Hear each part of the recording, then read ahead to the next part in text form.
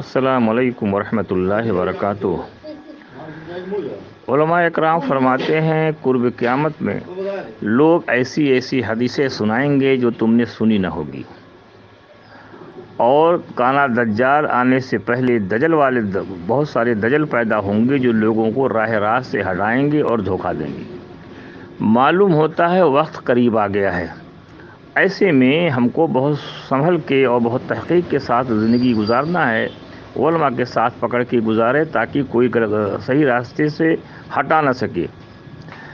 ابھی کچھ دن پہلے مولانا سعد کاندھلوی کی غلط امارت کو ثابت کرنے کے لیے نوال الرحمن حیدرآبادی نے دجل کیا۔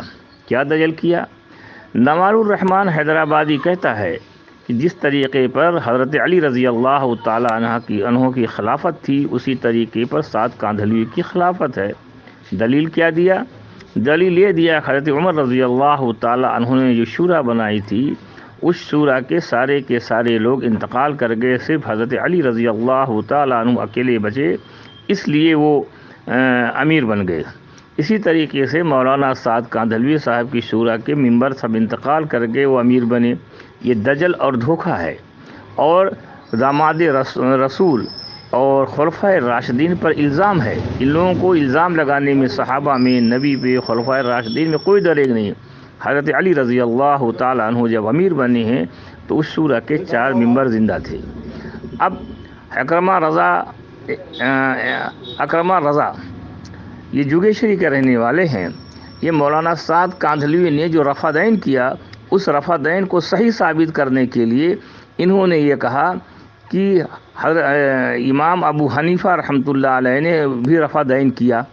دلیل پہ کیا دیا ہے کہ امام ابو حنیفہ رحمۃ اللہ علیہ جب امام شافعی کے قبر پر آئے تو مسجد میں گئے نفل پڑھنے کے لیے، وہاں پر انہوں نے رفع دین کیا، جبکہ حقیقت یہ ہے کہ جس دن امام ابو حنیفہ کا انتقال ہوا ہے اسی دن امام شافعی کی پیدائش ہوئی ہے۔ اب یہ رفع دین کو صحیح ثابت کرنے کے لیے یہ جو ہے امام ابو حنیفہ کو قبر سے لا کے امام شافعی کے قبر پر نماز جنازہ پڑھا دیا۔ ابھی کچھ آڈیو چل رہی ہے جس میں یہ دجل کیا جا رہا ہے کہ امام بخاری پر کسی نے کفر کا فتویٰ لگایا، تو اسی طریقے سے مولانا سعد پر بھی فتویٰ لگایا ہے۔ میں ان لوگوں سے پوچھنا چاہتا ہوں کہ امام بخاری پر کفر کا فتویٰ کس نے لگایا؟ وہ حوالہ نمبر، وہ کاپی نمبر ذرا بھیج دیجیے، تب سمجھ میں آ جائے گا کیا صحیح کیا غلط ہے۔ انہوں نے کہا کہ امام بخاری پر کفر کا فتویٰ لگایا گیا ہے، اسی طریقے سے مولانا سعد کاندھلوی پر یہ جو فتویٰ لگایا گیا اسی ضمن میں آتا ہے۔ اب مولانا سعد کا معاملہ امام بخاری سے جوڑتے ہیں اور دیوبند کا معاملہ ان کے مخالفین میں سے جوڑتے ہیں، تو میں یہ پوچھنا چاہتا ہوں کہ امام بخاری پر کفر کا فتویٰ یا فسق کا فتویٰ کس نے لگایا؟